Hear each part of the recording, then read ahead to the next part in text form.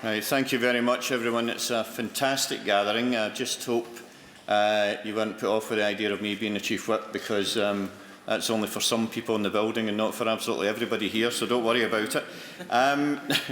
But it really is. I mean, everybody should get a wee shot at coming up here and just seeing the range. The number of people is hugely impressive, but the range of people from different organisations and from different backgrounds, and what makes up Scotland is right in front of us here, and it's just fantastic.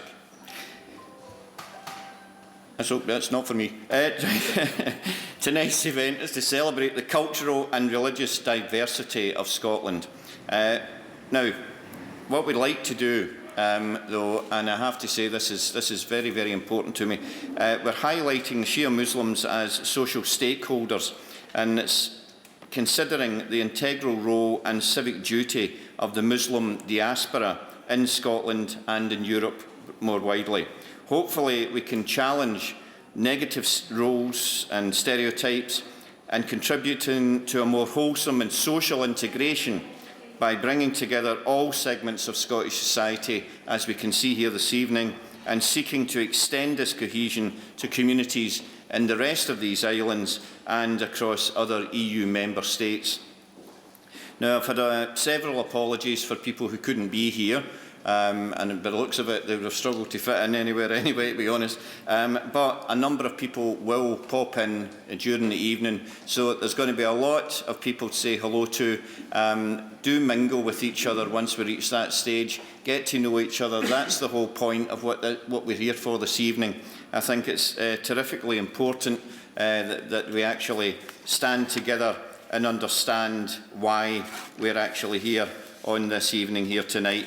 Now, first of all, just in order to begin, we'd like to kick off with a very important message, and it's from the Quran. It's a recitation. It's Ishrat Husnain, and she's the Vice-Chairwoman of the Scottish Ahlul Bayt Society. So, Ishrat, if you would like to come up, please. Assalamu alaikum wa rahmatullahi wa barakatuh. Peace be upon you all, and the mercy of God and His blessings. A'udhu billahi minash shaitanir rajim. Bismillahir rahmanir rahim. In the name of God, the merciful, the compassionate. Ya ayyuhan nasu inna khalaqnakum min dhakarin wa unsa wa ja'alnakum shu'uban wa qabaila lita'arafu inna akramakum indallahi atqakum innallaha alimun khabir. Sadaqallahul Aliyyul Azim. O mankind, verily we have created you, male and female, and made you nations and tribes that you may come to know one another. Surely the noblest of you in the sight of God is the best in conduct. Indeed, God is all-knowing, all-aware. Thank you, Ishrat. I think that actually said a very great deal about why we're actually here this evening. The words there resonate throughout, and thank you very much. So, next person, please. We'd like to welcome someone who is a very good friend of mine, and that's not the only reason that he's coming up here to speak, though. But he's a very good friend, and he has been so for quite a while now, and he's the real driving force, in my opinion, behind everything that's happening here tonight. I know there's a lot of people involved, but I do think that Shabir Beg is the person who actually makes the cogs go round. So, Shabir. Bismillah ar-Rahman ar-Rahim. In the name of God, the most compassionate, the most merciful. Assalamu alaikum. Peace be upon you all. Allahumma salli ala Muhammadin wa ali Muhammad. O God, bless Muhammad and the family of Muhammad. May the Lord bless thee and keep thee. May I, on behalf of the Scottish Ahlul Bayt Society, sincerely and with great humility welcome you all. May I firstly thank Bill Kidd for his kind words of introduction and recognise his great contribution to the Shia Muslim communities of Scotland, and I congratulate him on his mention in the PNND's nomination for the Nobel Peace Prize. Well done.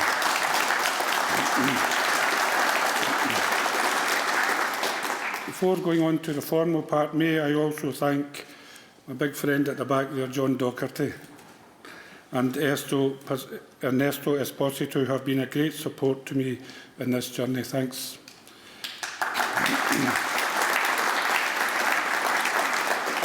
And can I also acknowledge the appreciation I have for the rest of my colleagues at the Scottish Bayt Society, more in the guise of our Director General, Sheikh Ali Abbas Razawi, who has been a shining light to us here in Scotland and throughout the United Kingdom and Europe.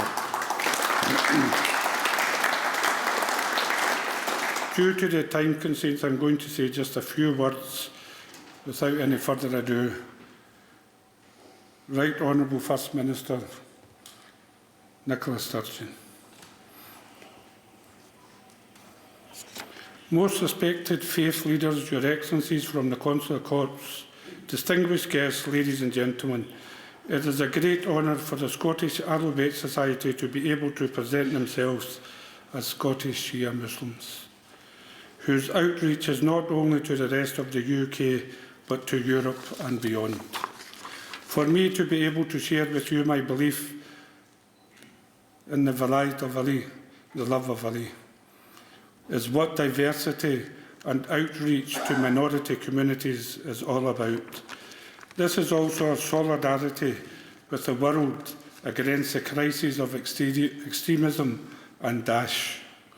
Our Shia culture, irrespective of where we live and where we have come from, requires us at all times to integrate well by engaging with the religious, political and civic sectors. Our core project is our Imam Hussein Awareness Campaign, where we partner up with healthcare charities and bodies and together promote social care. Secondly, we are members of Interfaith Scotland and Edinburgh Interfaith Association, which has allowed us to enter deeper dialogue and fellowship with communities of faith and no faith. We are proud to be part of the Shia Muslim diaspora of Scotland, with centres in Edinburgh Wali Asr Trust and Jaffrey Foundation centres in Glasgow, Ashley Street Islamic Centre, Ahlul Bayt Society and Al Huda Islamic Centre, and the centre in Aberdeen, Ahlul Bayt Islamic Association, Aberdeen. We are all united in our fight against extremism and terrorism, and that's a message tonight is very important to come across from us, inshallah. The Shias are privileged. In our case, my family has been here since the 40s from the subcontinent and now in the 5th generation. The Shias are privileged here in Scotland as all communities here are empowered.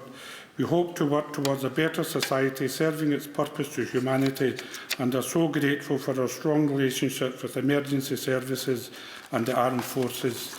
It would be very remiss of me not to acknowledge the great support and encouragement we have received from the Scottish Government as well as from our First Minister, Nicola Sturgeon. Thanks, Nicola. We couldn't have done it without you.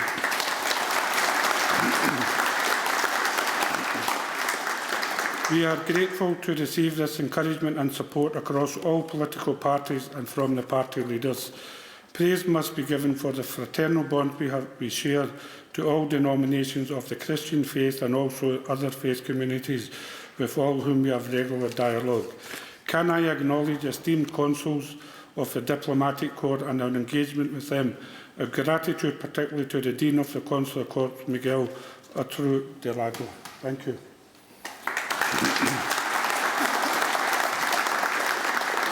The European consuls and those of China and the USA. Thank you once again. Building bridges is our aim, and so tonight in front of you, your respected selves, we will create an alliance between our society and the Sunni Muslim community, cementing brotherhood and union. We are on a journey, and this journey is the well-being of humanity, and hopefully in the future we will continue to come together in peace and solidarity, eventually overcoming all obstacles to cohesion, harmony and prosperity in the world. Thank you very much for the manner of this evening. Thank you. Thank you very much, Shabir. The next speaker is someone who needs no introduction whatsoever, but I'm going to give her a wee introduction anyway, because I think, in fact I know, that the gathering here this evening is just exactly the type of gathering that she would hope to have here in Scotland. It's a gathering that shows the breadth and depth of our nation and the importance of diversity and bringing that diversity into one Scotland. Ladies and gentlemen, I'm very proud to introduce the First Minister, Nicola. Thank you very much indeed, Bill. Assalamu alaikum. Good evening, everybody. This is truly a really wonderful and quite beautiful sight. This gathering, as Bill has said, really does demonstrate the diversity of our country, and what better place to have this gathering that illustrates Scotland in all our wonderful diversity than here in the heart of our national parliament. So a very, very warm welcome to all of you to the Scottish Parliament. Can I also thank everyone at the Scottish Bayt Society, including, of course, Syed Razawi, Director, and my very good friend Shabir Beg, Chairman, for organising this evening's event. I am very fortunate, and I consider myself very fortunate every single day to have the privilege of representing in this Scottish Parliament one of the most diverse constituencies in the whole of Scotland, my constituency on the south side of Glasgow. And that means that I see on a daily basis as an MSP and also in my work as First Minister the contribution that is made to Scotland by the Scottish Shia community, by the Muslim community in Scotland more generally, and indeed by each and every one of Scotland's faith groups. Each and every one of those faith groups adds to the diversity of our society and to the essential strength of our communities. And so it's absolutely fantastic to celebrate an organisation that plays such an enormously important part of that, the Scottish Bayt Society. In fact, the presence today of so many faith groups, third sector organisations, international consulates, demonstrates just how widely and how deeply the Society's work is appreciated. And that's not surprising, I guess, when you consider the breadth of its activities. The Bayt Society raises awareness and understanding of Islam through the educational work that it does. It provides practical help for elderly people and people with disabilities. Its work to encourage blood donation has had a hugely positive impact, and I know that's something that Mary Morgan will talk about later this evening. And in all of its activities, it has worked tirelessly to build relationships across different faiths, different cultures and different countries. It has challenged prejudice, supported integration and promoted interfaith dialogue. The Society participated in the Scottish Government's first Interfaith Summit last year, and of course more recently took part in January's Holocaust Memorial Day events in Edinburgh and at the Garnet Hill Synagogue. So the aims of the Bayt Society are important across Scotland and in the context of the interfaith relationships and the interfaith work that we're here this evening to celebrate. And there's no doubt that in addition to that work here in Scotland, the Society has also played a constructive role internationally. For example, I know that Syed recently visited Cali together with rabbis and other imams in order to help relief efforts for the refugees there. Scotland, of course, is right now playing our part in providing a home for refugees. We have welcomed already nearly 40% of the refugees to arrive in the UK so far under the Syrian resettlement programme. But you only need to look at the daily news from right across Europe to see how far we are currently falling short as a continent in developing an effective, collective and humane response to the refugee crisis. And so now, perhaps more than ever, we need strong, positive, resolute voices from all faiths and all nationalities which unite to oppose discrimination and which celebrate understanding, compassion and diversity. And I can say, without a shadow of a doubt, that I know the Scottish Bayt Society is one of those voices. It helps individuals and promotes interfaith relations. It plays a positive role in Europe, in Scottish national life, and in the local communities it represents. So I'm delighted to be here tonight to help to celebrate the work of the Society, but much more importantly than that, to celebrate Scotland's wonderful diversity and to promote and to dedicate myself and my government to working with all of you to continue to strengthen our interfaith relationships and the strength and the diversity of this wonderful country that all of us are proud to call home. So thank you very much for being here this evening. Please enjoy your time in the Scottish Parliament and thank you for all the work that you do to make sure that we strengthen all of those relationships. Thank you very much. Thank you very much, First Minister. The next speaker is a gentleman whom I met on a number of occasions now at such events as this, and it's the Rev Dr Angus Morrison, Moderator of the General Assembly of the Church of Scotland. And Dr Morrison is someone who I believe has shown great vision in the way that he's worked in order to bring the faiths of Scotland together. So, Reverend Morrison. Well, assalamu alaikum, or in Gaelic, Shi Guro Malyu Dwy. I count it a real privilege to have been invited to say a few words this evening, and this has nothing at all to do with the fact that my good friend Shabir is so very persuasive. The truth is that as I've become more familiar with the work of the Ahlul Bayt Society, I can only admire and commend what they are doing.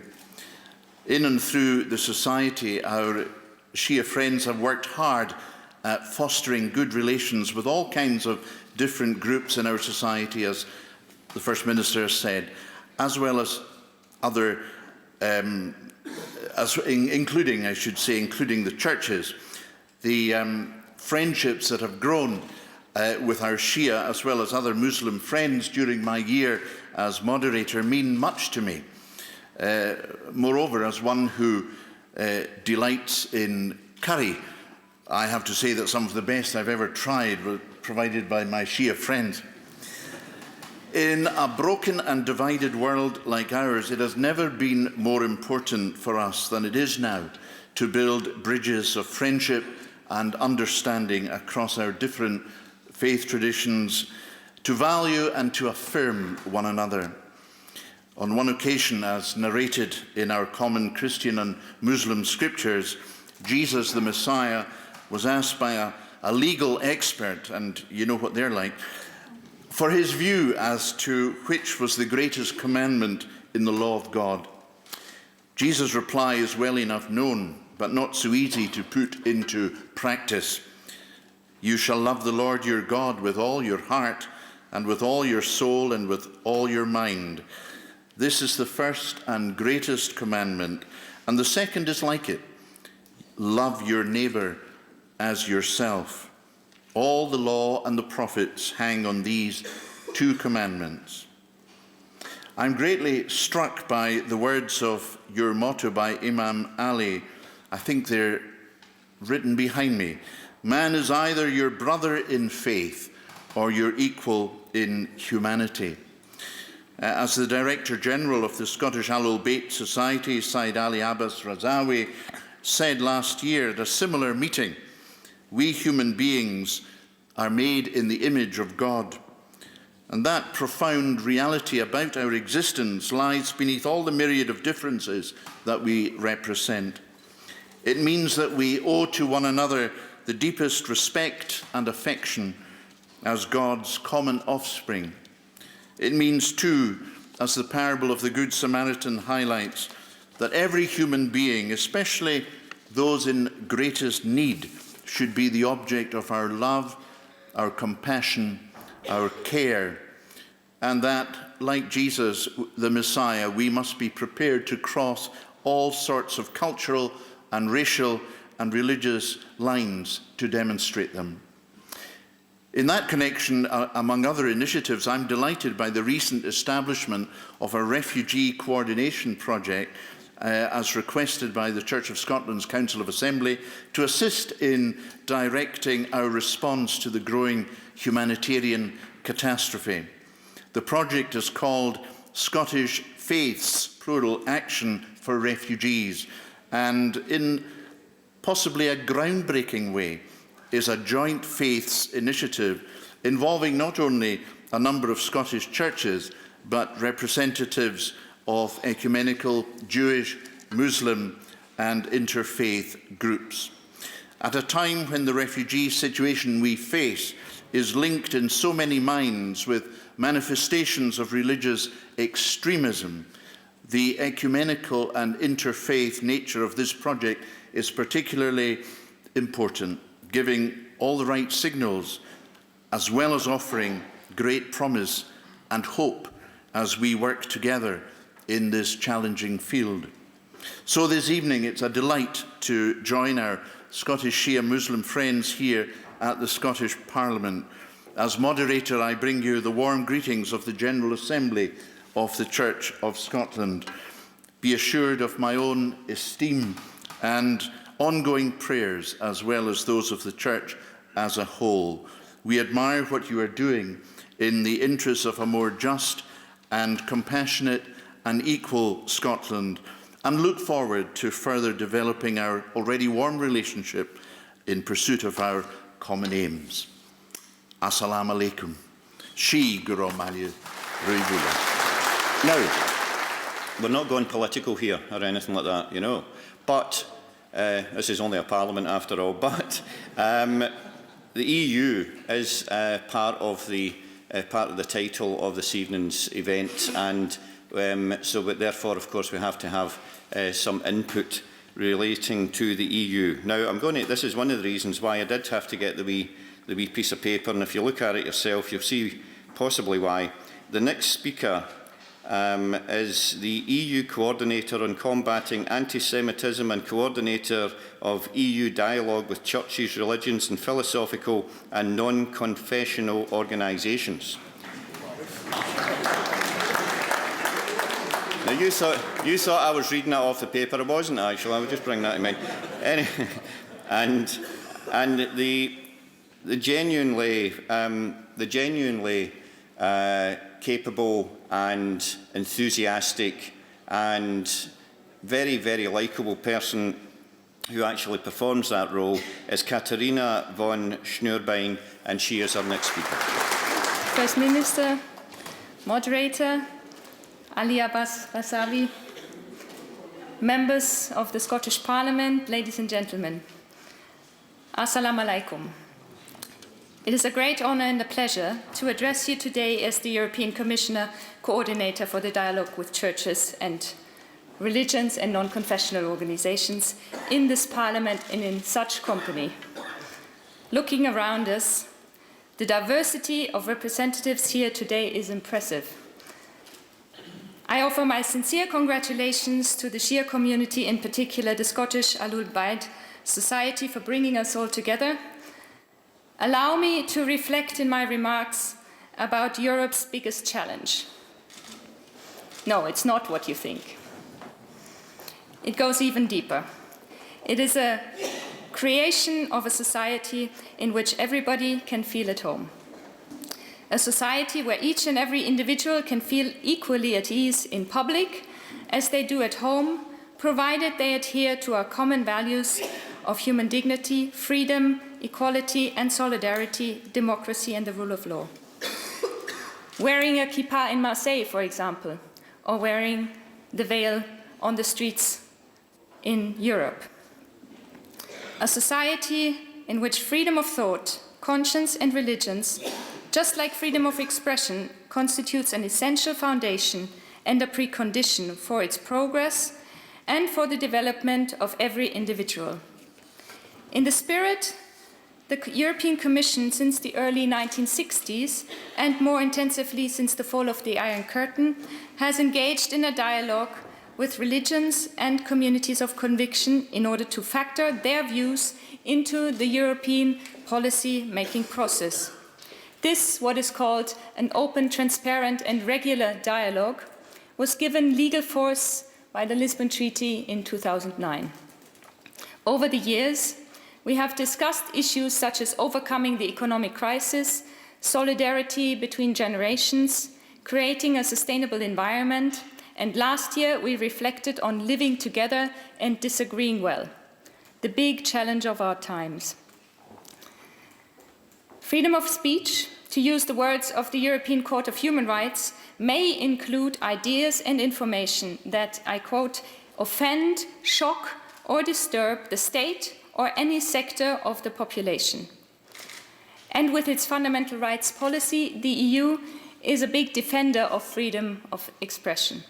But at the recent annual high-level meeting of religious leaders in Europe with First Vice President Timmermans of the European Commission, several of the religious leaders suggested that what might be legally allowed may not contribute when it comes to building a society in which everybody can feel at home, a society respectful and mindful of the other.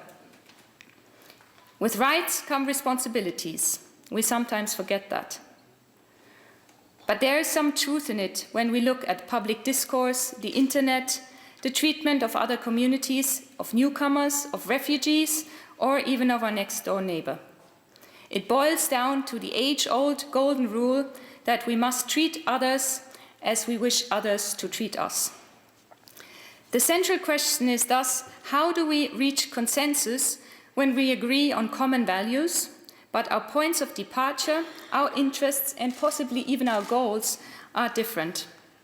In short, when for the one, expression of his faith includes the public space, and for the other, the public space is secular, often understood as free from religion. What if the presence of one community evokes fear in the other? Across Europe, a solid body of legislation is in place, legislation against racism and xenophobia, criminalization of hate speech and inciting to violence, legislation establishing citizenship rights and non-discrimination. But respect and tolerance cannot be imposed by law. Yes, we need legislation and apply it properly to bring offenders to trial and protect victims. But the only way to change opinions, deeply rooted prejudices and fears is dialogue. The aim of dialogue is not reaching unanimity, but creating a framework in which there is enough room for mutual respect and, indeed, disagreeing well. Dialogue can be very challenging, and when dialogue partners do not share each other's opinion. And I'm probably preaching to the converted, given that we are in Parliament. However, I can assure you it is also true for the dialogue between the institutions, such as the European Commission, and religions and convictions, and possibly also for interfaith dialogue.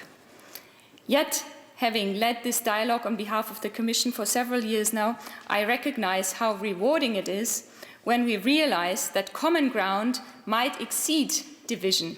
We see stereotypes melting and trust growing. This became evident last October when the European Commission held its first fundamental rights colloquium, bringing together politicians from local to European level, representatives of civil society and religious leaders. The theme of the event was tolerance and respect, preventing and combating anti-Semitism and anti-Muslim hatred. Clearly, the history, origin, impact and manifestation of these two phenomena are very different. But hatred remains hatred. And extremism, whether from the extreme right, the extreme left, or indeed religious extremism, has become a threat to society as a whole. As an immediate outcome of the colloquium, the Commission nominated a coordinator on combating anti-Muslim hatred as well as anti-Semitism.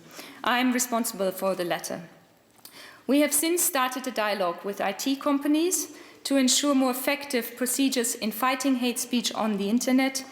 We support member states in proper application of non-discrimination and anti-racism legislation, and we put a strong emphasis on education. education, education. I am convinced that when we stand up against anti-Muslim hatred, against anti-Semitism, we stand up for our society and our values. And that is true also for all other forms of intolerances. I'm personally always very impressed when religious groups stand up for each other. It is an open secret that crisis can be best resolved when the local rabbi, the local imam, and the chaplain have exchanged mobile numbers long before. There is also a great responsibility for politicians to speak up, loudly and unsolicited, against anti-Semitism as well as anti-Muslim hatred and other forms of intolerances when they occur. And fighting hatred and all forms of intolerances must not be left to these communities. It is a responsibility for society at large. As the Chief Rabbi of Brussels often says, it is not only about living together, but about building together. And the recent visit of 6 imams and 6 rabbis from the UK, several of them present here, I understand, to provide humanitarian aid in the so-called jungle near Calais is such an example. Or again, Jewish and Muslim women working together around Mitzvah Day by providing help to the needy in London. In this respect, diversity, instead of being a burden, becomes a riches. And we can thus agree with Karl Popper, the distinguished philosopher and great defender of the open society, that, I quote, "the value of dialogue depends to a great extent on the diversity of competing opinions. Had the Tower of Babel not existed, we would have had to invent it." Thank you. Well, thank you very much for that. That was extremely interesting and genuinely, I think, brought people together here this evening. And someone else who is terrific at bringing people together is someone whom I've only known for just about a year or so, but in that time has become someone I'm very proud to call a good friend, and someone who I really believe embodies the nature of humanity that we're actually here to celebrate this evening. The Director General of the Scottish Ahlul Bayt Society, Syed Ali Abbas Razawi. Bismillahir-Rahmanir-Rahim. In the name of God, the ever-loving, the lovingly merciful, First Minister, religious leaders, excellencies, distinguished guests, on behalf of the Shia Muslims of Scotland, Scottish Ahlul Bayt Society, our wider community of friends from the Sunni tradition, it's a privilege to greet you today, to welcome you today, to what we see as a historic moment, at least within the history of Shia Islam within Scotland. But as we sit here today, know that the world is going through a transition period. You look from one end of the earth to the other end, and what we are seeing is that, as mentioned, upheaval. And in the same way, when you look towards Europe, you're seeing that we're on this tide at the moment. We're riding a tide of social, economic, political problems which are going on. But nevertheless, when I look around the room, it gives me great hope. And as I see this diversity here, it shows essentially the true colors of humanity. The ability to come together in times of crisis, to work together. And really it's the people that make this. So I'm proud to be here in Scotland, especially within Edinburgh. Really the question is this: many of my colleagues across the world ask me, from the business community to heads of state, why are you doing this in Scotland? Why not in London? Why not in France? Why not in Germany? And the answer is very simple. There are 2 philosophies as to why I'm doing this in Scotland. And the first is this, that the Scottish community, Shia community, is the oldest community of Shias in Europe. 75 years it's been. So I think to celebrate that, to celebrate this integration is very important. The second reason, nevertheless, and I think this overrides all of the other reasons, and that's because today Shias in Scotland feel the us as opposed to the other. And I think that's fundamental within any society, that when that community feels like us, And essentially it's two-way. When I speak to all of my colleagues in Scotland, each one of them talk about how wonderful the present government is. And again, I'm not a politician, nor am I allowed to give a political opinion, because it compromises my position. But nevertheless, I can see that the First Minister seems to have gained the support of my community. And because of which is unique. I've not seen it anywhere in the Western world, in fact, not even in the Islamic world as such, whereby an entire community is behind the leaders of that community. And so therefore, there seems to be a two-way movement of friendship, which leads to trust, and from trust, it leads to hope. And that's something that's important. Humanity without hope crumbles. And today you are seeing hope here. Look around and see the diversity. That represents the hope. And I think that's something which is fundamentally important. So for that reason, for that philosophy, is the reason why we're in Scotland. And it's the reason why we're hosting this in Scotland. And so, moving on from that, what else? And what can we do as a community? And I feel, look, the movement of the Shia community in Scotland has been important. And it follows the ethos of what our Prophet taught us. And that ethos is two things. Your duty to God and your duty to humanity. That's what Islam is. That's what it encompasses. If you go back, it's not a huge philosophy, it's just two things. In a time where there is Islamophobia, in a time where there is radicalization, look towards Europe and see, as mentioned, the rise of the far right, the far left, and essentially fundamentalism. And who does fundamentalism affect within Europe? It starts off, and the blame goes to the Muslims, because it's in the name of Islam. But nevertheless, we're here from both of our denominations to emphasize the fact that the teaching of our Prophet was this, that in times of great difficulty, it's important for you to do social work. It's important to help people. We sponsor 12 charities within Scotland, charities which are national and international charities. We as a Shia community are such that we don't require, we've got such an inbuilt system that we could, without going out, support our communities. It's a very affluent community. You've seen in the last 5 years the Shia community has come up to take this role. But previous to that, they were working behind the scene within charity, in business. For example, if you look at the water that you drink, the most famous mineral water, Highland Spring, is owned by Mehdi Ataji, a Shia. He's never openly come out and declared that, but the fact of the matter is that he is also helping, like many other Shias, within the economy, within charities, if you look around and see within the social works. From shelters, you move on, and you look at, for example, the homeless, to feeding people. Our ethos is this. Don't look at the religion, look at the humanity. You've heard the quote, either an individual is your brother in faith or a brother in humanity. And that's something which is important for us, to emphasize humanity. Not for our sake, I believe, but for the sake of our people. So here's where the philosophy then comes in. And the two things that have been mentioned in the title, one is Scottish and the other one is the EU. And I think it's extremely important that we mention the idea of the EU. Why is the EU important, and why is this discussion on the EU going in the way that it's going? Look, what I feel is this, and this is where a bit of Islamic philosophy and politics needs to come forward, because I have to address the topic. And the topic is such that, look, if you go back to the Treaty of Rome, what was signed? Essentially what was signed, in my belief, was a covenant. And again, I'm not persuading my people to vote in a particular direction, but this is the way that I see it. There was a covenant that was signed, not a contract. There's a difference between a covenant and a contract. Today, with all of us, I believe that this is a covenant. Contract is there for benefits and it can be terminated. But as one of our dear colleagues, Rabbi Sachs, once said, he says, a covenant is something that begins at the point where there's difficulty. Covenant is that thing which brings people together and binds them morally. A covenant is that thing which brings together love, compassion, the ability to come together in times of difficulty, to take us out of those times of difficulty. We have great leaders here. If you look today and see. So coming back again, why Scotland? And I'm going to address to you in 1 second. But I want to mention one thing, and that is on the basis of leadership. I know that many of our Chinese friends are here.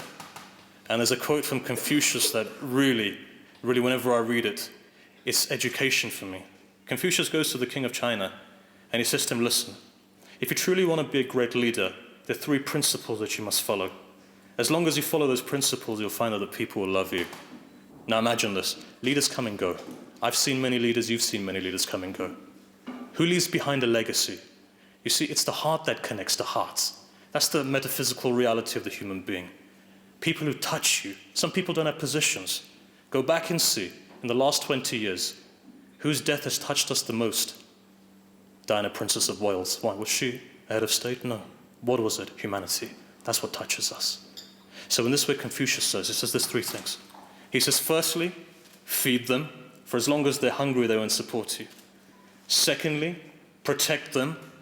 But the most important thing is, even if they're hungry, thirsty, or they don't have ways of protection, if you win their trust, then you'll realize that the people are with you. And we've seen this within history. When people win your trust. And I'm not saying this as rhetoric, but I think my community rushing to you when you walked in tells me that you've won their trust.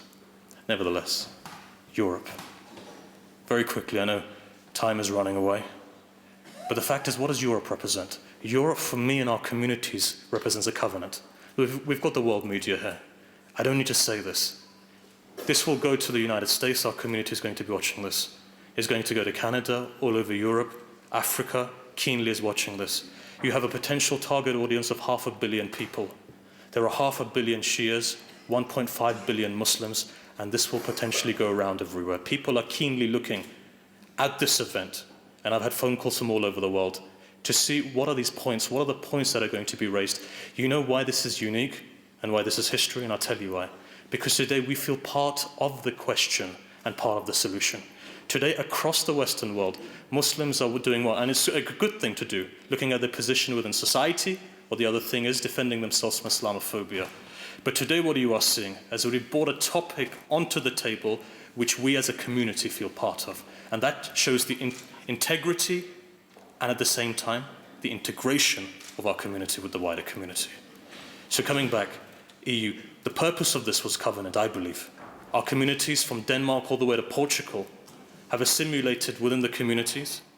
And at the same time, what is the Islamic philosophy to this? Look, what is it? And it's this. We don't believe, if you go back, and I'm not going to make it extensive here, not going to go into philosophies, but on the existential level, when we look at our philosophers, Islam doesn't talk about disabandoning or destroying something as the first premises. If you look at the Prophet Muhammad, for example, he said to believe in me is to believe in Adam and Noah and Abraham and Jesus and Joseph and Jesus. And he said, believe in all of them, then you believe in me. What does that tell you? He wasn't there to destroy a system. In the same way that when he came to Medina, he wasn't there to destroy a system. We are not here to destroy, disband in a system unless revolution is only possible under three circumstances. And that is if your life or the life of a nation is in danger, the possession or the integrity, the human integrity. And so the only time where we as Muslims are allowed to split, if there is a humiliation that has taken place, or for example, there is an inequality that's taken place. And that covers both sides, and you'll see. So, without spelling it out. So, in that way, if Europe, for example, upholds the values of humanity and society, it becomes our responsibility as Muslims to work to reform if there's a problem. But if it is an oppressive system, then the votes are for you to make. So in this way, finally, I want to conclude on a particular aspect. And again, this aspect is our responsibilities. Look, I've already said, and this is a message to the Muslims, that it's important for us that in this time not to react. And as you know, one of the first campaigns, or the first campaign against ISIS, was actually by us, a group of imams across, if you saw, across denomination. And it was broadcast over 350 different media channels across the world. And our message was very simple, that in a time of crisis, do not react. The best thing to do is to do good works. Help thy neighbor. Want for the other as you want for yourself. Believe me, there's a deep philosophy here. We believe in God, right? And we believe that God will help us, but start helping God's creation. So in this way, I think that there were two things that transpired last week. A friend of mine who's invited us to dinner, and I want to mention this, and I want to give the name actually. Generally, I don't name drop, but I'll name drop her because there's a conclusion that I want to reach. And the conclusion was this, that we were sitting together, Mary McAleese and her husband, we were having dinner, former president of Ireland, and she said something very interesting to me. She said to me that, look, when we were moving forward to sign this Good Friday agreement, she says, you wouldn't believe that it was actually the people who were 2 steps ahead of us. And at that moment, it opened my eyes to say that in a time of crisis, if we think today that our power lies elsewhere, no, the power lies with you. The people are the people who make that difference. And there was one more thing that she said which actually blew me away and touched me. And I'm going to say this, and I believe in this as well. And she said the following thing. She said that there was one lady who was instrumental in this. Behind the scenes, she was working hard. As a Republican, she said that this lady moved me. And that lady is Her Majesty the Queen. And that told me at that stage that sometimes leadership is such that you don't have to come to the forefront.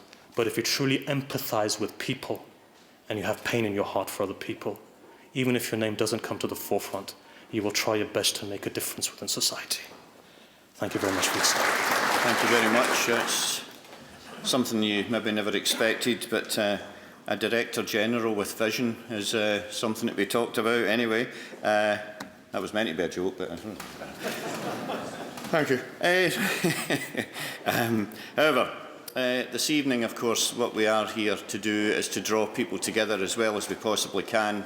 And the next speaker, I believe, actually, she's a director of an organisation, the name of which says it all, Dr Morrison from Interfaith Scotland. Thank you.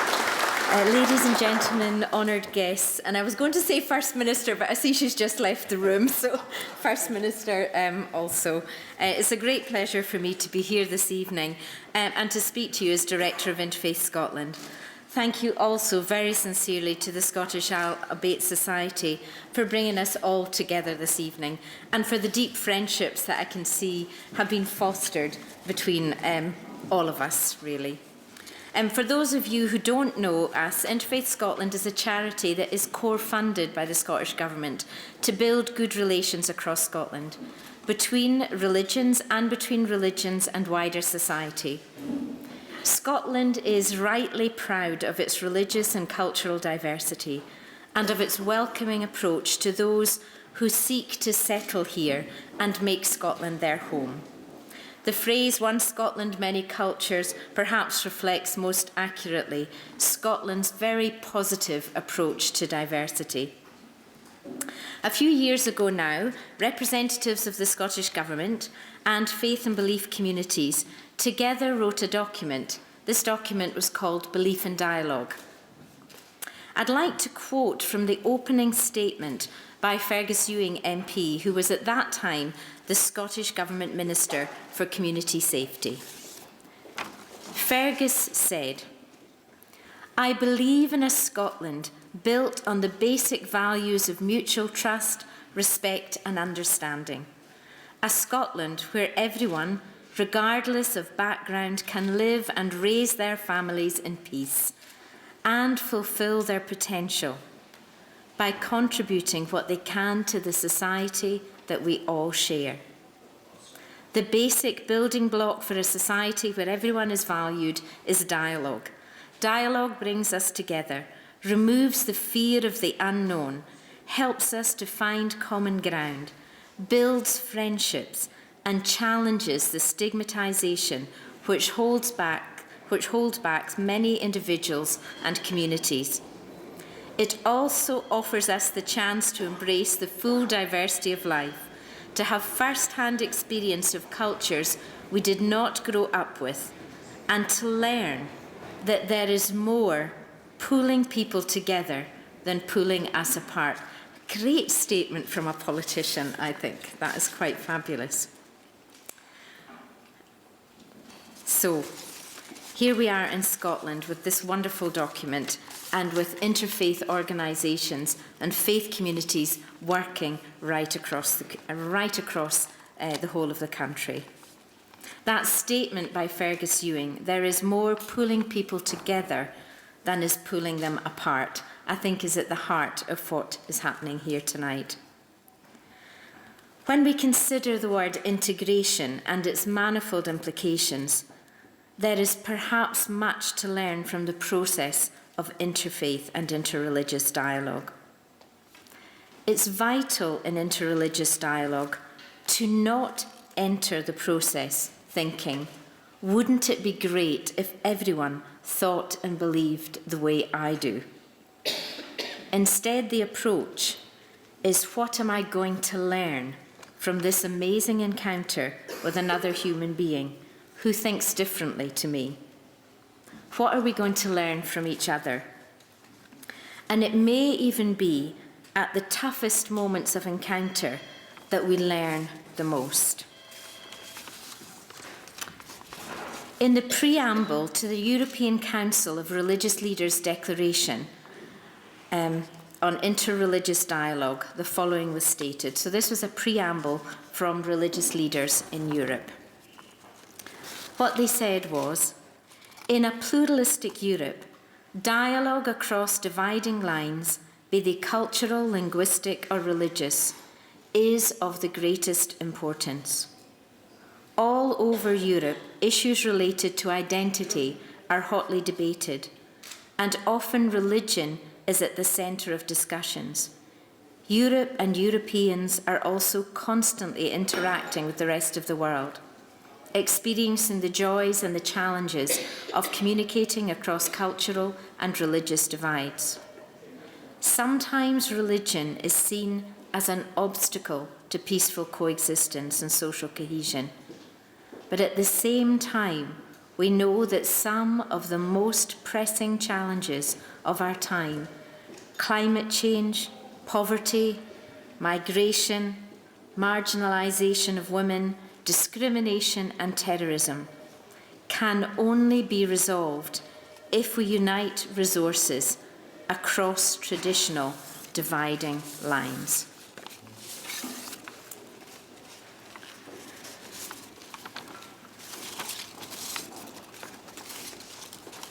So in Scotland, we have our MSPs, recognising that there is more pulling us together than apart. And in Europe, religious leaders stating that the most pressing challenges of our time can only be solved if we unite resources across traditional lines. These are certainly narratives of coexistence, perhaps even integration. Scotland does not want to flourish at the expense of other nations, nor to exist in glorious isolation. Neither can any European nation flourish at the expense of others, nor in isolation. But even more so, Scotland, the United Kingdom, Europe cannot exist separately from the nations of our world, the nations that make up this tiny planet. Integration, peaceful coexistence, pulling together a peaceful global society are really at the heart of all religious and political systems, and really at the heart of all systems, be they religious or political, are human beings.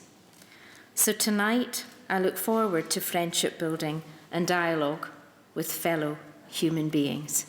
And I want to just say a few words that really says how sincerely and warmly the Shia Muslim community and the Ahlul Bayt society, particularly in Scotland, take dialogue.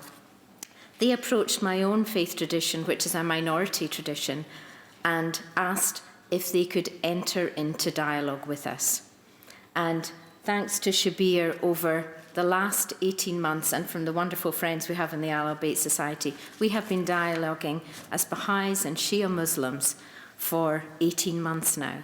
And this, to me, went right to the heart of the sincerity of this wonderful community and what they're doing for Scotland. So I want to personally say thank you. You are an absolute example of interreligious dialogue and what it should be. And I hope that we all enjoy, which I'm sure we will, a very warm evening together. Thank you. Thank you. It's a lovely message there. And, you know, people can be of different religions, they can be of different ethnic backgrounds, different colours, different nationalities, but the truth is that people are people. We're all the same. We've all got the same makeup physically. We've all got the same aspirations. We've all got the same beliefs in terms of our hopes for the future for ourselves and our families. but we'd all find it very, very difficult if it wasn't for the medics, the people who look after us when illness strikes. The Amemia Medics International Scotland is one of these organisations which holds up the fact that we are all the same under the skin. We are all people, and Amemia Medics International treat us all as the same. And Dr Ali Mehdi is here to speak about this. Thank you. Well, thank you, Bill. And at the very outset, it's a huge privilege to be standing amongst you. I'd like to thank you all for your time. I'd like to thank, above all, the Scottish Shia Society and the excellencies and the esteemed leaders of various faith denominations for the time. Imamia Medics International is a UN-accredited organisation of healthcare professionals. It's based in New York but has a global reach. Over the years, it's expanded from being in a small hub in a far corner of New Jersey to across Australia. And it provides health and educational support, but also crisis or disaster relief. So over the years, amongst the humanitarian programs, and this is a non-denominational humanitarian approach that Imamia Medics International has. It's not just for Shia doctors. It's provided assistance at the Hajj, and most of you know that the Hajj draws in 10 million people. And you would imagine if 10 million people descended on your doorstep, your medical resources would be stretched. But more importantly, in a post-conflict country like Iraq, where 25 million people descend for the annual Arba'een, which is a commemoration of the martyrdom of Imam Hussein, the son of Imam Ali, who you've heard quotes from through the evening. 25 million people descend. So Imamia Medics International draws doctors from all over the world and provides assistance. As many as 100,000 people were seen at the last pilgrimage. So it runs clinics in India, Pakistan, Tanzania, but more importantly, we should celebrate, especially in Scotland. I speak as a Scottish doctor. We have a wonderful NHS. We haven't asset stripped it yet. We haven't privatized it yet. In a country like America, where healthcare is privatized, there are 10% of the population that requires health assistance. And Imamia Medics has been providing some of that as well through its own clinics and its network of Shia professionals. So where have we provided disaster relief? Well, we've been out to Haiti, Somalia, Pakistan, and again in the United States for Superstorm Sandy. More recently, there has been work done across Europe through chapters in Austria, and our United Kingdom chapter, which I'm very proud to say actually, is headed by a lady, Dr. Fatima Hussein. I mean, she's taken the initiative and been out to Lesbos in collaborative working with other groups from the Shia community. Imamia Medics International provides academia as well. So it has run academic conferences in Iran, Iraq, and it's been out to the Caribbean as well. It was a nice time, I'd been for that, but you know, there's a community in Barbados. Barbados actually is a relatively rich Caribbean nation, but its healthcare resources still need a lot of development. So we had a conference there, but more importantly, Imamia Medics provided academic support to a newly emerging medical school there. And Professor Shabih Haider-Zaidi, the global president of Imamia Medics, who's here in the audience, was the dean of that medical school. So there is another important role that Imamia Medics has recently been looking to provide, and there are doctors in Syria and Iraq who are not able to practice because they've been displaced. Some of these doctors have had registrations with the General Medical Council. If they were revalidated through the GMC, and they're looking to provide that assistance for revalidation, they could potentially come and plug a shortage of doctors over here. So, what have we done in Scotland? Well, over the years, thanks to the massive support we've had from the Scottish Bayt Society, we've had public events, open public events, not just for the Shia community, on dilemmas facing people with medical problems. Like, you know, you have, when should the ventilator be switched off? Is euthanasia, what's the sort of, you know, place for euthanasia?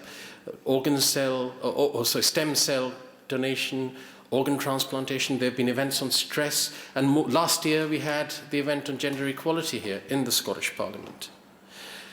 So moving forwards, what can we do? What can we offer over here? One of my own things that I've often wondered is, I was born to an upper middle class family, and I had, the privilege of receiving a good education.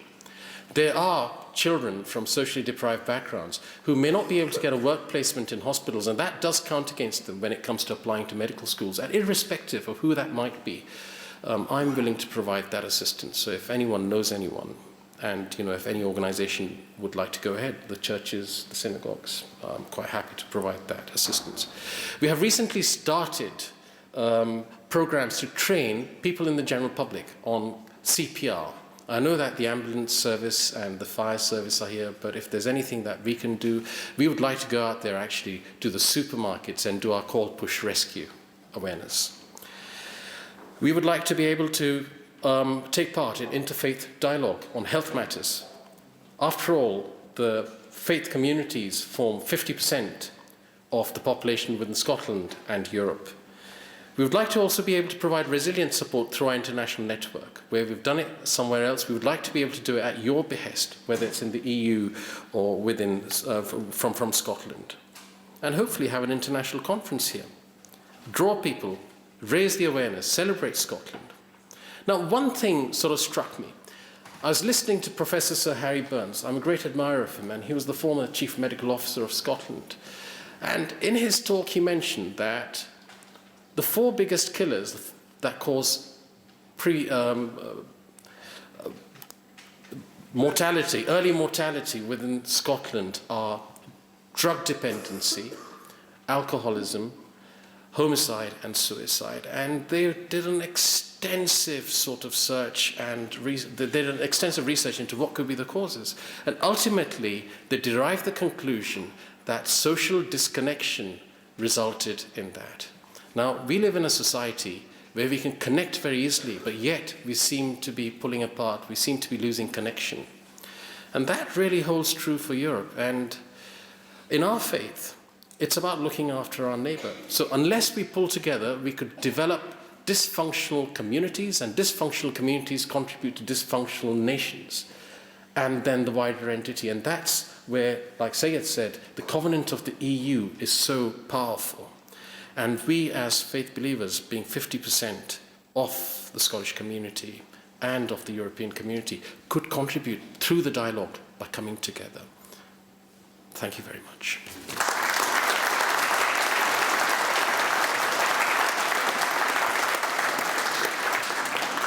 Thank you very much indeed. Ladies and gentlemen, some names just say it all. Scottish National Blood Transfusion Service is one of those. So here is the Director, Mary Morgan. Ladies and gentlemen, honoured guests, I am very proud and very privileged to be the Director of the Scottish National Blood Transfusion Service, and I'm here today to tell you about our successful partnership with the Scottish Ahlul Bayt Society, and in particular to speak a little bit about the success of the Imam Hussein blood donation campaign. Our mission within the Blood Transfusion Service in Scotland is to support the transfusion needs of patients in Scotland, and it is our duty to ensure that the donor's gift is used wisely and effectively for the benefit of patients. Now, patients may need blood for many reasons, whether they are receiving treatment for cancer, treatment for leukemia, in an emergency or after a trauma situation, during or immediately after childbirth, or indeed just as a standby to enable surgery to take place or as a result of that surgery. I'm not sure if you were aware, but premature babies may need as little as 3 teaspoons of blood to save their lives. And I am aware of one young gentleman who, in the course of a weekend following a trauma incident, at the other extreme, required more than 200 adult components in a very short period of time. So to save lives, the NHS in Scotland relies on the kindness, generosity and altruism of the people in Scotland to give blood. And blood cannot be stockpiled. We can't put it in a warehouse on the middle of the M8 and leave it there indefinitely. It has a shelf life of only 35 days. And indeed, platelets, when we manufacture platelets, currently have a shelf life of 5 days, soon to be extended to 7 days at the beginning of April. So there is a constant requirement for us to keep 6 days supply of the 8 different blood groups at all times in Scotland to cover all eventualities. And that means that on average, we need to welcome more than 500 blood donors every day in Scotland to keep blood supplies at satisfactory levels. Interestingly, when I looked at the stats last year, around 140,000 blood donors led to 205,000 blood and platelet collections, which in turn led to Scottish Blood Transfusion Service manufacturing more than 235,000 components, and those were issued to more than 50,000 patients across Scotland. That's a big achievement for a country with a population of around 5 million people. It's also, just as an aside, an interesting piece to note that when we manufacture components, it's not just those 8 main blood groups. We've recently done a piece of work that identifies that we manufacture around 140 different components. Some of those we do as a standard component. Others, there may be an individual patient with a very individual special need that requires a very individual and special donor to come forward. So it is indeed complex and much needed across Scotland. The challenge in Scotland, as is the case in fact across the EU, and I'll be attending the European Blood Alliance in April, on this occasion to be held in Croatia, where the European countries come together to exchange experience in blood transfusion services. But we need to maintain blood supplies in the face of increasing pressures, and one of those that we are all facing is attracting and maintaining blood donors, retaining and particularly attracting young people. People lead busy, complicated lives. They're juggling different demands on a daily basis, and it's for this reason that we really value partnerships like the one that we have with the Scottish Ahlul Society. And just to give you some background on our special relationship, this all started back in 2014 when a group of young Muslims in Scotland decided to give blood as part of the Islamic Unity Society's national Imam Hussein blood donation campaign. The campaign was timed with the holy month of Muharram, the Islamic New Year, and the society included many people who were already blood donors and giving regularly, but this was the first year, the first occasion where their efforts were harnessed as part of a cohesive campaign.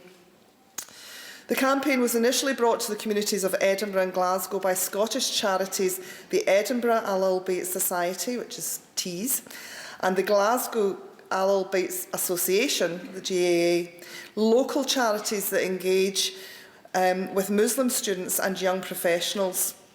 They joined with the Scottish National Blood Transfusion Service to give blood together and to encourage new and existing blood donors to give blood. And in that first year, over 130 people came forward to donate blood. And additionally, Jim Eadie, MSP, secured a members' debate at the Scottish Parliament, which took place here on Wednesday the 5th of November to mark the Imam Hussein Blood Donation Campaign 2014. Ifkhar Ali, coordinator for the Imam Hussein Blood Donation Campaign, said at the time, "An important part of our faith as Muslims is to contribute to the society we live in, and this campaign encourages people to do just that. It's a pleasure to work on this campaign, encouraging Muslims to give blood during Muharram. They've had an excellent response, and I'd like to encourage as many people as possible to donate blood." The success of the campaign was such that it was repeated in 2015, and it was extended to Inverness, Aberdeen and Dundee, truly becoming something that people all over Scotland can take part in. As the campaign is timed with Muharram, it has become a critical part of our promotional year for SMBTS. During October and November, the number of people coming through our doors to give blood can reduce by 20%. There's a number of reasons why that happens. There's October school holidays. Daylight saving time can cause some darker nights. And with our climate in Scotland, which we don't necessarily have the same as many other countries around Europe and the rest of the world, we can't really blame people for not wanting to step outside in cold, wintry, wet October evenings. But on a serious note, it means that these donations are absolutely critical, with every donation being very precious to Scotland's hospitals at a time when supplies can become low. As well as actively giving blood during Muharram, donors from the Imam Hussein blood donation campaign have been called upon at other times. For example, this past Christmas and New Year period, some of you will be aware that we experienced the closure of the Forth Road Bridge. We had some adverse weather, and that actually meant that several of our donation sessions in communities were disrupted. As a corrective measure, the Edinburgh Donor Centre had to open at short notice on Sunday the 3rd of January, directly following our festive period. And again, many Imam Hussein blood donation campaign donors came forward to give blood. The people who did were a great support to the Edinburgh Blood Donor Centre at this time, and we are truly grateful for them doing so. It is to suffice to say that the campaign is universally welcomed by all of our team, by nurses, recruiters and donor carers alike. And in fact, I'm joined by a number of my team here this evening who will be very willing to answer any questions that you may have. And indeed, in September 2015, Shabir Beg, who's patron of the Scottish Bayt Society, was presented with our Volunteer of the Year award at the annual award ceremony held by NHS National Services Scotland. And we were absolutely delighted to present Shabir with this token of our recognition and thanks for the work that he has undertaken in bringing us together. Since it began in 2014, the number of donations now given as a result of the Imam Hussein campaign is over 800 per session. And as each donation can be split into 3 separate parts, that's red cells, platelets and plasma, this means that over 2,400 people in Scotland have had their lives saved or improved as a result of the efforts of the people who have contributed. The strapline employed for the campaign, as you can see, or you will be able to see, says, "Whoever saves one life, it is as if he has saved the whole of mankind." This is taken from the Holy Quran, verse 5.32. The patients who receive these blood donations, your blood donations, cannot thank you personally. So on their behalf, I take the opportunity this evening to extend my thanks to you all on their behalf, and particularly thanks to Shabir and the Scottish Ahlul Bayt Society for supporting the health service and blood transfusion service in Scotland. Now, I don't know about you, but I don't think I can ever get enough education. There's quite a lot of people in here say that's probably true about me. Dr Andrew Newman, Reader in Islamic Studies and Persian at the University of Edinburgh, is here, and he's next to speak. Chief Whip, distinguished Consular Corps, distinguished guests, fellow speakers and friends. I'm very pleased to have been asked by the Scottish Ahlul Bayt Society to make a contribution to the event. I'll keep my remarks quite brief and talk mainly about Shiism. In fact, it's been for the past 40 years since completing my undergraduate career in the United States and heading off to spend a series of residencies in and travels throughout the Middle East, including long residencies in Iran and Egypt and throughout Afghanistan and the subcontinent, that I've been doing things to do with Shiism and with the Shia. I've published 3 books and a number of articles on Shiism and Shi'i history, and I offer, to my knowledge, the only module on the faith and its history in any UK university, and to my knowledge also no other US university as well. I do see as one of my responsibilities as an educator the questioning of conventional wisdoms, what everybody thinks is true. And researching and teaching on Islamic history and Islamic studies generally, and Iranian history and Shiism in particular, I can say with, I think, some fair degree of confidence that there must be very few other subjects of public and private discussion today more rife with more conventional wisdoms, more in need of challenging than my own. Tonight, though, I'd like to offer just 3 challenges to what I perceive as widely held assumptions about Shiism. If the public thinks about Shiism and Shi'i Islam at all, I imagine the first set of images and personalities that come to mind are Iranian ones, and the second set might be Iraqi ones. And I imagine also that the public perceives these are pretty much uniformly unfriendly, if not downright hostile to the West. At present, some 10 to 15% of the world's more than 1 billion Muslims are estimated to be Shia. That is, between 154 million and 200 million or more. The faith does form the basis of Iran's present-day Islamic Republic that came into being in 1979. And it's true that between 90 and 95% of Iran's population today, of about 77 million, are professing 12 or Shia. So most Iranians are Shia. But at the same time, most Shia are not Iranians. The Iranian Shia represent only about 40% of the world's total Shi'i population. Indeed, the majority of Iraqi Shia, the majority of Iraqi population and Bahraini population are Muslims. Who are Muslims are all Arabs, but also profess Shi'ism. The Shia also form sizable minorities in other Arab countries such as Lebanon, Kuwait, and Saudi Arabia. And among non-Iranians and non-Arabs, as of 2009, between 10 and 15% of Afghan Muslims are also Shia. The Shia in Pakistan comprise between 15 and 25% of the nation's population, perhaps as many as 26 million.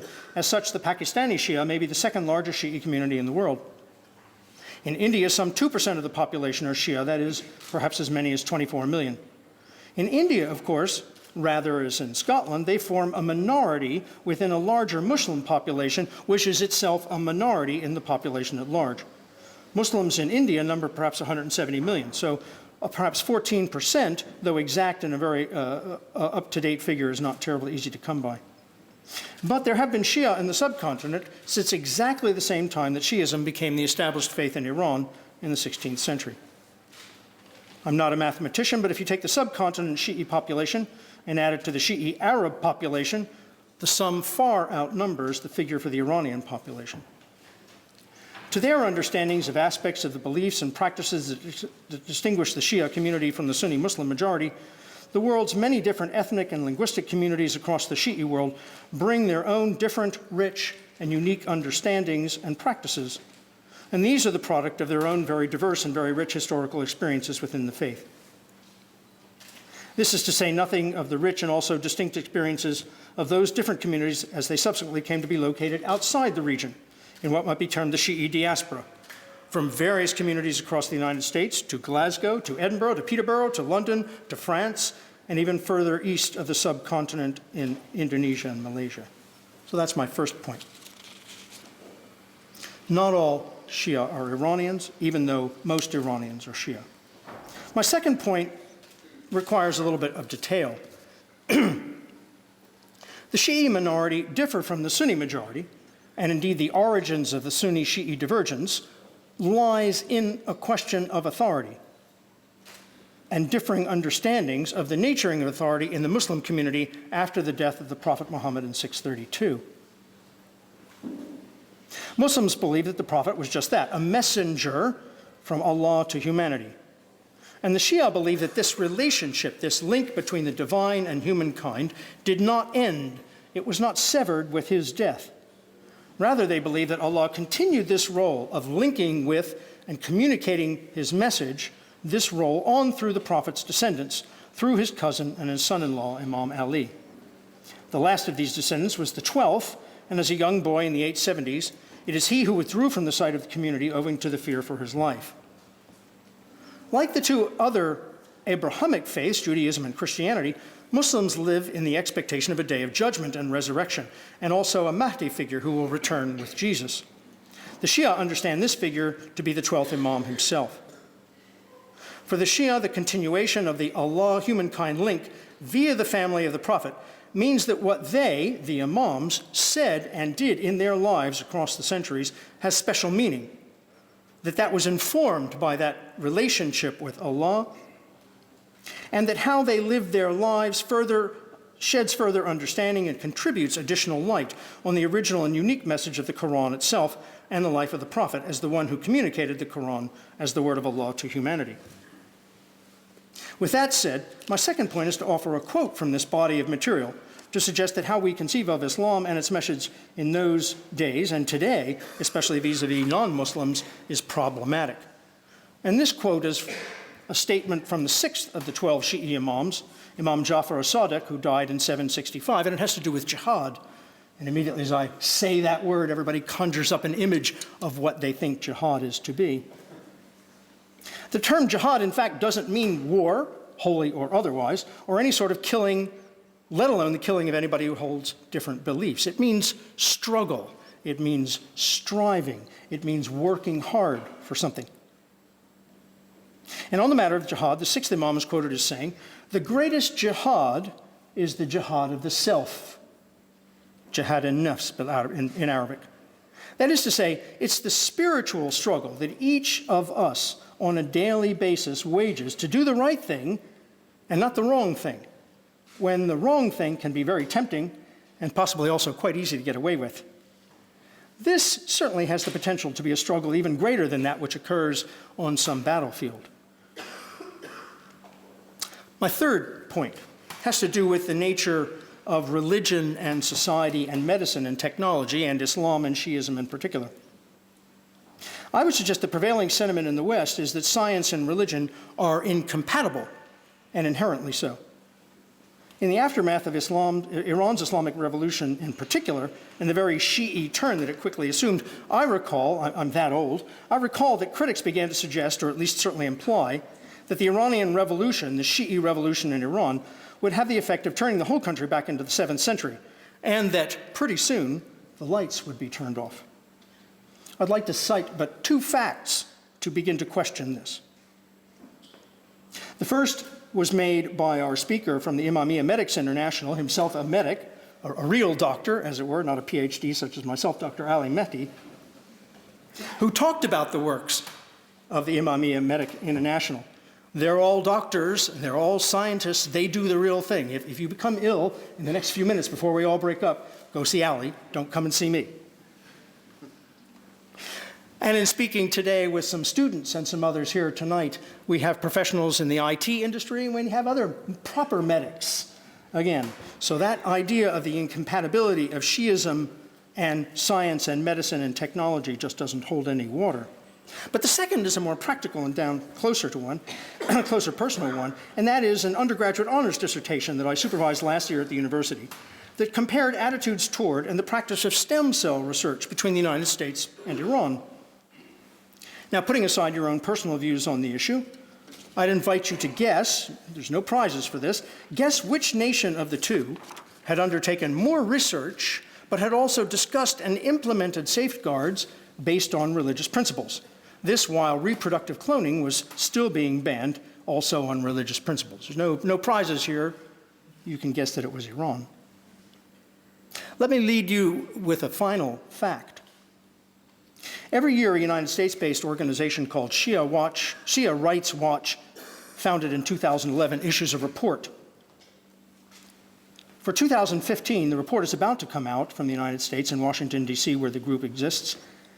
And that group will report that 5,093 Shia Muslims were killed, 5,416 were wounded, and 431 were arrested between January 1st and December 31st of 2015.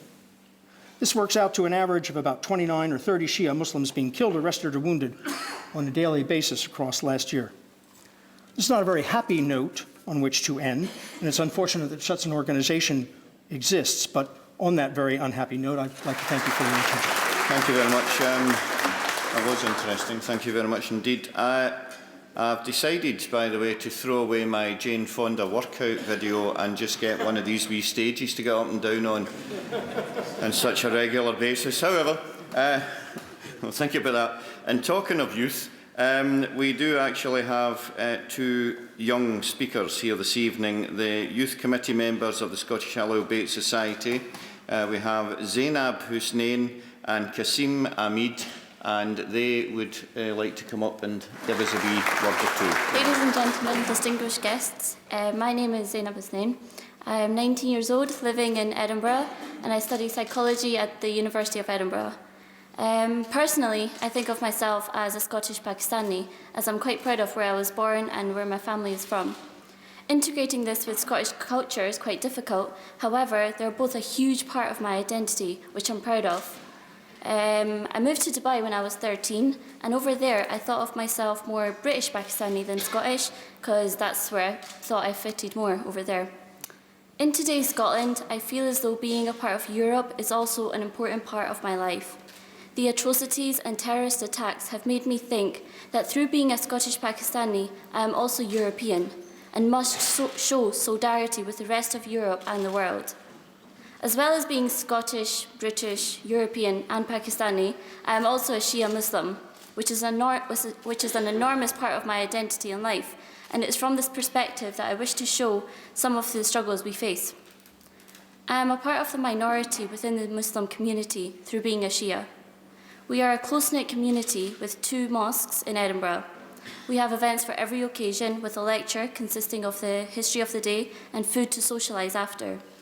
This perpetuates my belief through everyday life and makes it easier to hold on to my faith. It also helps us stay connected and integrated.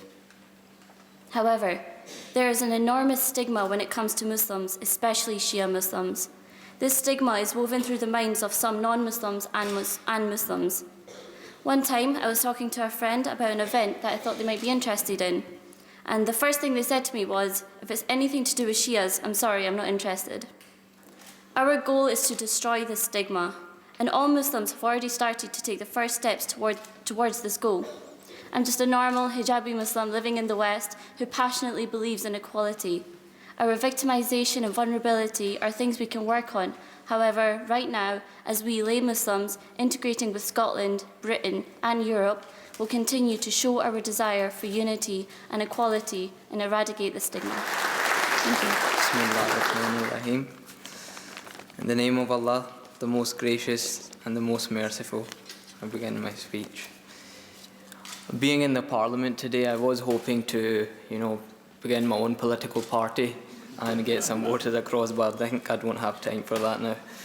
And Mr. Kidd, I know you've heard a lot about education, but guess what my speech is about is the role of education from a Shia perspective. The School of Ahlul Bayt alayhim assalam remarks education and the acquisition of knowledge as one of the highest priorities for any Muslim. In fact, in the words of the Holy Prophet Muhammad, peace be upon him, it is obligatory for every Muslim to seek knowledge from the cradle to the grave. In reference to academic education, you will find that in the School of Ahlul Bayt we have had many great scientists and philosophers, one of which Dr. Newman had just mentioned earlier, Imam Jafar al-Sadiq alayhi salam. He had many groundbreaking discoveries in several fields of intellectual thought. These theories were spaced across science, economics, and politics. And as a topic for today is EU integration, would you happen to know that his theories actually came to the likes of Galileo, an Italian astronomer who went on to talk about and synthesize, conceptualize about the rotation of the Earth. The Scottish Ahlul Bayt recognises the power and depth of the teachings of this divine family, and the role of today was to express that, and I think it's safe to say that we have done so, and that inshallah, God willing, we have more opportunities to do so. Society is determined to share these divine teachings with other schools of thoughts in Scotland for the betterment of ourselves and society as a whole. Now, I only mentioned one figure, Imam Jafar al-Sadiq al-Islam, but his message is echoed throughout all 12 leaders of our faith equally. I gain great source of inspiration and strength from the Ahlul Bayt in my academic education and out with. Some people will ask me, what is your religion or school of thought have to do with international business, which is my degree, but I can say that the scope of their teachings are not confined to spirituality. They go beyond this, and they are applicable in day-to-day contemporary subjects within politics, economics and science. The path of Ahlul Bayt alayhim assalam is a life path. If followed wholeheartedly leads to human perfection. Now, to just give you a brief example of, since we are talking about European integration, I happened to pass an exchange semester last year in France. It was an absolutely incredible time in my life. I learned so much and integrated very well with the French society and other international students who were there at the time. Now, you may have been aware of the events that took place in the beginning of January in France, and I had only been 2 or 3 days in France at the time.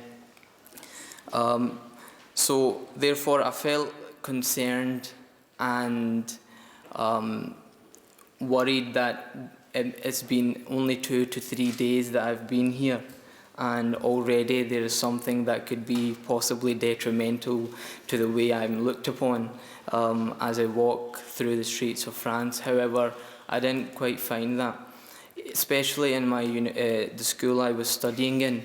A lot of the people that were there, and lecturers, educators, all of whom were at a very high level, all understood that at a deeper level it was nothing that could harm me, and it was nothing that could realistically impose any kind of worry upon me. In our classes for French culture and diversity, we spoke about these matters, and I made sure that I had a say in order to give them comfort and understanding of where we actually stand with the real Islam, the Islam of the Ahlul Bayt alayhim assalam.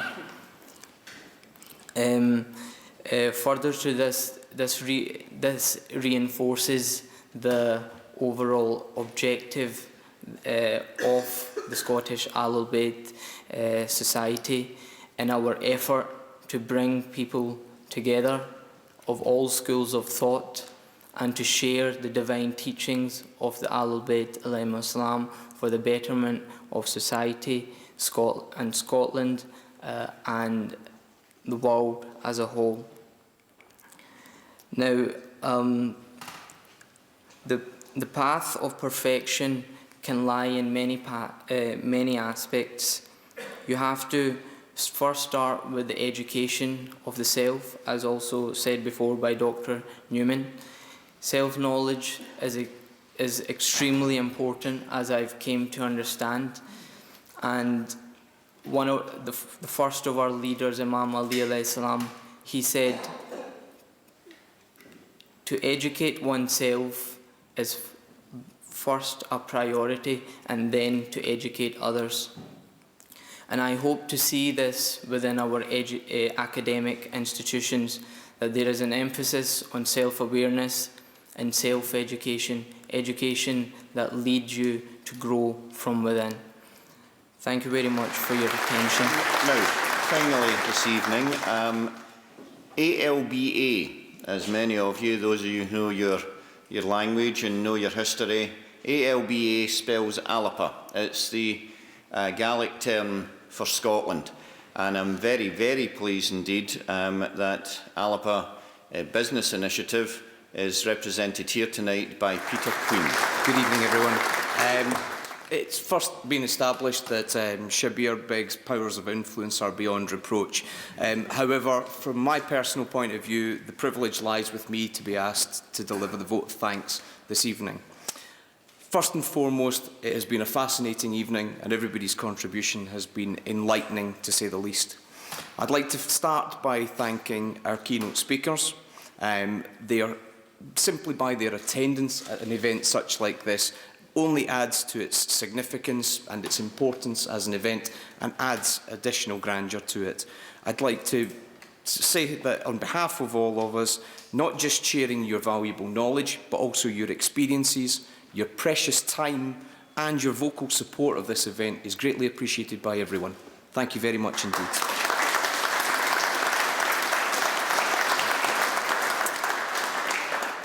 I'd also like to extend our thanks to our guest speakers. I'm going to kind of follow on from the theme here of quoting Imam Ali. He said, "When words come from the heart of anyone, they find a place in the heart of another." I'm certain that the perspectives of those who have spoken this evening, and in particular in relation to the ceaseless interfaith efforts of the Imam Hussein Awareness and Blood Donation Campaign, that will have struck a chord with many of us. With that, I'd like to thank you for that.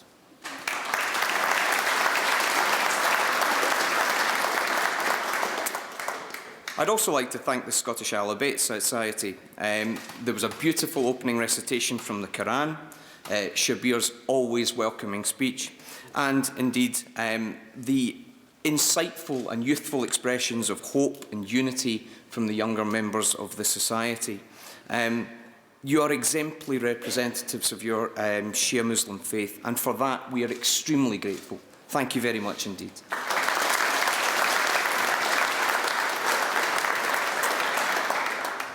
It's also true that Imam Ali stated that there are two kinds of people: those who seek but cannot find, and those who have found but still want more. Looking around in this room, I can't help but reiterate the importance of the number, diversity and preeminence of those of you who have attended, to take of your time to participate and to be so open-hearted in such an event. I hope that what we have now is those who have a group of people who have indeed found but are seeking more. I wholeheartedly thank you on behalf of everyone for your attendance and participation this evening. Thank you.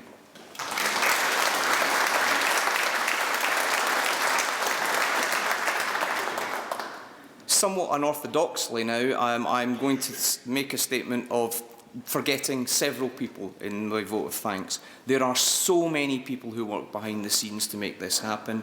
To name them all would mean that I'd probably need even longer than your keynote speakers, and none of us want that, frankly. What I do wish to do, however, is to thank Bill Kidd. He is our kind and generous sponsor, a gracious host for the evening. On behalf of us collectively, we want to thank you for your unwavering commitment, tireless endeavour and unquantifiable contributions to the pursuit of peace and unity in all of its forms. We are extremely grateful. Thank you indeed.